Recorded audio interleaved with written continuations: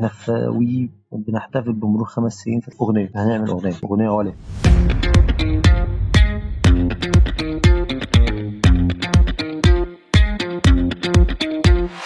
مساء الخير، النهاردة جايين نتكلم عن إعلان وي غير أي حد. الكامبين سلوجان وي غير أي حد، هو ده الكامبين سلوجان وي غير أي حد. لفت انتباهي اختياركم للأسماء يا جماعة أو الناس: نادين نجيم، هندي صبري، عمرو سعد، مروان موسى، هدى المفتي، ونور النبوي. من النبوي. ماشي، وخليني احكي لكم قصه الاعلان. الحقيقه ان المدام نادين او الاستاذه نادين صحت على انفيتيشن من شركه وي ان تطلع تقعد على سطح كده عند كلمه وي منوره صفرا، وقالوا لها هنصورك صور حلوه وبتاع وانت بتحبي الحاجات دي وهنبسطك معانا. بس قدامك تشالنج او تحدي مفروض تحققيه، وهو انك تجمعي الابطال بتوعنا بتوع الاعلان معاك. فهي توكلت على الله، طلعت على البنزينه، فولت وبدات تتوجه ناحيه المكان اللي هند صبري فيه. طبعا ما حدش عارف هند صبري فين، فلذلك هتلاقيها عماله تنده طول الاعلان ايه، يعني هي تقريبا بيحاولوا يتواصلوا مع بعض او حاجه زي كده. طبعا لان المكان اللي هند صبري فيه كان غريب شويه ومحدش عارف هو ايه ده. فكانت بتدور عليها حد، في الاخر لقيتها في ثقب اسود او حاجه زي كده، وفي الاخر جابتها. فبتسالها عمرو سعد فين؟ قالت لها عمرو سعد ناخده. وبالمره تشوف فين بقيه الاولاد. راحوا خدوا عمرو سعد وكانوا رايحين لهدى المفتي، قالوا نجيب بقى هدى المفتي كده تقعد معانا وبتاع تحكي لنا على موضوع ويجز ده بتفاصيل اكتر يعني. إذ فجأة وهم ماشيين لقوا مروان موسى عمال يتنط على ظهر المبنى. فيعني قالوا له في ايه يا ابني؟ انزل يا ابني. وهو كان مش عارف يطلع وبيقع، ينزل على الترامبولين ويطلع تاني. فهم خافوا عليه، قالوا له تعالى معانا وبتاع، وخدوه توكلوا على الله. راحوا وجابوا هدى، كانت واقفة بتسكيت وبتلعب كده مع العيال. فخدتها وراحت ماشية، خدوها ومشوا. يعني كبرتي، يعني انت كسر قلب الولد وقاعدة هنا عمالة تسكتي، ده مش منطقي. فخدوها وهم ماشيين لقوا في شوية دوشة كده في وسط النيل، لقوا حد واقف في النص عمال يهمبك كده بيلعب وبتاع. افتكروا ان ده ابن خالد النبوي، فقالوا له طب تعالى، انت ابوك بيدور عليك، كتاب مسلسل وبتعمل ايه هنا، تعالى معانا وبتاع. وخدوه وطلعوه معاهم، ما جراش حاجه، قالوا طلعوه معانا. خدوه طلع قعدوا فوق البتاع. بص هنا بقى يبدو ان هم بص خلاص بقى لقوا بعض وبتاع وقاعدين بيحتفلوا وحاجات زي كده، بيهرجوا بقى اللي هو وصلنا اخيرا وهند صبري. ايه اخيرا لقيت حبايبي كلهم حواليا والدنيا ملمومه. اعلان استعراضي، اعلان ما فيهوش اي فكره، اعلان ما فيهوش اي حاجه، سمات مختلفه يعني. لو كان اعلان استعراضي كمان بشكل زي مثلا اللي اتعمل مع فودافون لما جابوا اسمها ايه دي، كان هيبقى جميل قوي.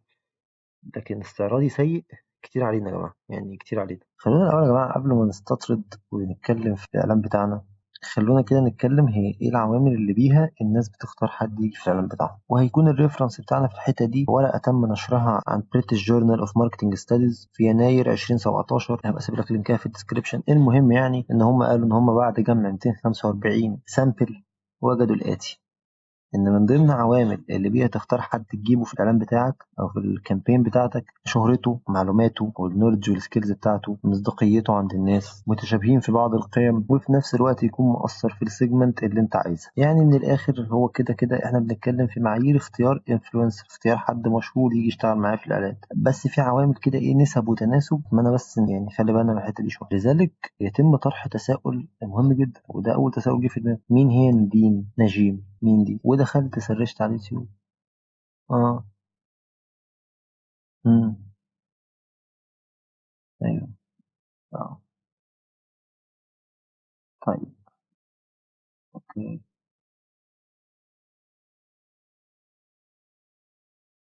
ما عنديش اي فكره هما جايبينها ليه خالص يعني، خالص. كذلك برضه هتلاقي مثلا نور النبوي، انت جايب نور النبوي ليه؟ التجميع بتاعت الناس دي كده مش مفهومه خالص. بس يعني خلينا نشوف. بالمناسبة المفروض ان هما، وده شيء غريب برضه، ان هما معلنوش ان في ري براندنج حصل، بس وي حصل لها عندها ري براندنج. المهم،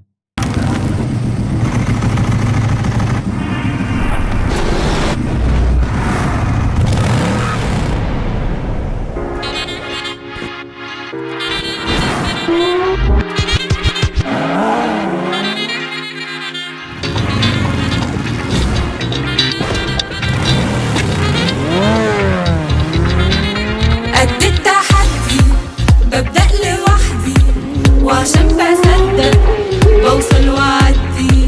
دلوقتي وقتي بحلم وأغني، والدنيا سامعة جوايا إيه.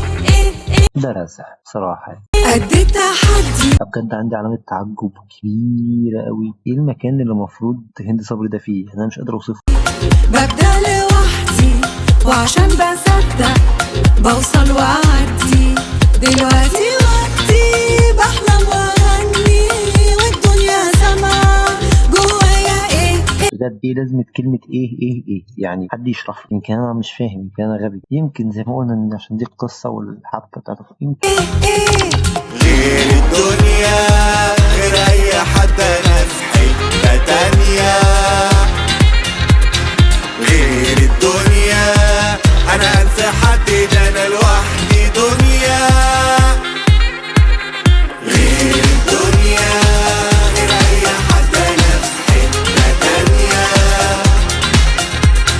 غير الدنيا انا انسى حد، ده انا لوحدي دنيا.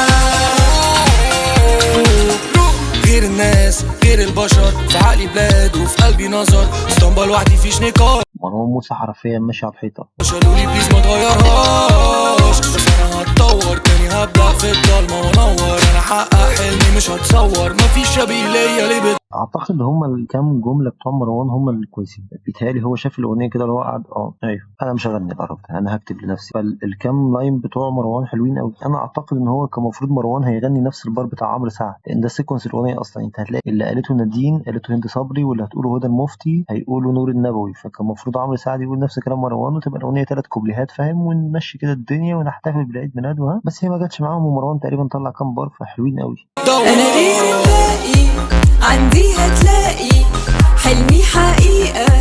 يعني ايه عندي هتلاقي حلمي حقيقة؟ عندي هتلاقي حلمي حقيقة مش مفهومة، مش مفهومة، مش واضحة، مش عارف تعيش مش آخري ما جبتوش والفرحة طلع من قلبي طلع. والفرحة طلع بص ومن قلبي طلع الاتنين. واخد بالك؟ وأجمل أيامي لسه ما عشتوش. لا أحب أوجه رسالة للمدرس العربي اللي علم كاتب الأغنية دي، وأقول له إن الطالب بتاعك كاتب وأجمل أيامي لسه ما عشتوش. تحس إن دي جملة اعتراضية أصلا من هدى المفتي، اللي هو إيه أجمل أيامي لسه ما عشتوش. لا يا جماعة ما تهزروش، مش هينفع أقول كده. غير الباقي هو فعلا يا نور، يعني أنت غير الباقي يا حبيبي، لأن هم ليهم مبرر، هم جملة أنت مالكش مبرر. عندي هتلاقي حلمي حقيقة، اخري ما جبتوش الفرحة طلع من قلبي طلع. واجمل ايامي لسه ما عشتوش. لا غير الدنيا غير اي حد، انا في حتة تانية. انا احب اوجه رساله لمخرج هذا الاعلان. ازاي ده؟ ازاي انت حبيبي بتحاول تطلع وانت مش عارف تطلع، وكنت تقع الترامبولين وبتاع وتطلع على المبنى. ازاي في ناس بتعمل كده؟ غير الدنيا انا انسى حد، انا لوحدي دنيا. هتطور تاني هبقى غير الدنيا غير اي حد، انا في حتة تانية. مفيش شبيه ليا ليه بتدور.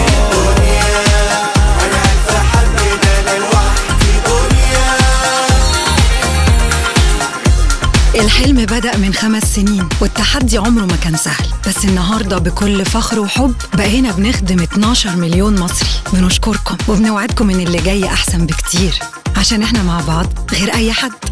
بعيدا عن مدى جمدان فكرة الأغنية، إن هي ما فيهاش فكرة، واعتقد ان دي الفكره في حد ذاتها. قادر استوعب الحاجات الاستعراضيه، وان في حاجات ممكن تتعمل بهدف استعراضي. يعني الاعلانات الاستعراضيه مش سيئه. اتعمل اعلان مع شيرين بتاع فودافون اعتقد. طيب الاعلان عايز يقول ايه بقى؟ مش دي الرساله اللي هو كان عايز يقولها. يعني ما تنساش بقى الحته دي قوي، ان الاعلان قال لي انه يغير اي حد، بس هل هو اتكلم على عيد ميلاد وي؟ الاعلان نفسه طول الاعلان قال الرساله؟ لا ما قالش الرساله. هو طول البتاع يقول لك غير الناس غير البشر، ولا جاب سيره ال 12 مليون، ولا جاب سيره 5 سنين. اختيار المشاهير في ناس قادر افهم هم جم ليه بجد. قادر افهم هند صبري جت ليه، عمرو سعد حتى لو هم ما كانوش نجوم اعلانات. قادر افهم ان هم جابوا مروان موسى عشان الرابرز وبتاع والحاجات الشقيه دي. الفكره ايه اللي استخدموها؟ ما عنديش ادنى فكره ايه هي الفكره. جايب سيكونسز مختلفه واماكن مختلفه عن بعض جدا، السين مش واحد. فالفكره ايه؟ ما اعرفش الفكره ايه. وتاني لو هو كان استعراضي فاستعراضك فاشل. تنفيذ الفكره ما كانش احسن حاجه. لو اتفقنا على فكره ان الفكره هي استعراض، فانت ما فيش استعراض اتعمل، انت جايب استعراض سيء.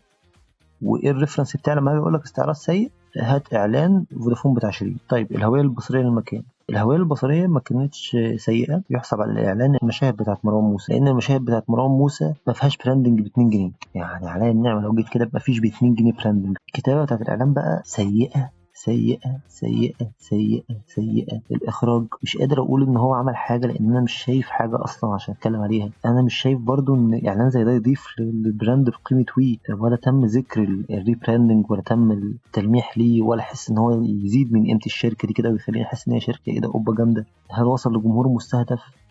مش قادر أقول، ده حاجة مخربقة.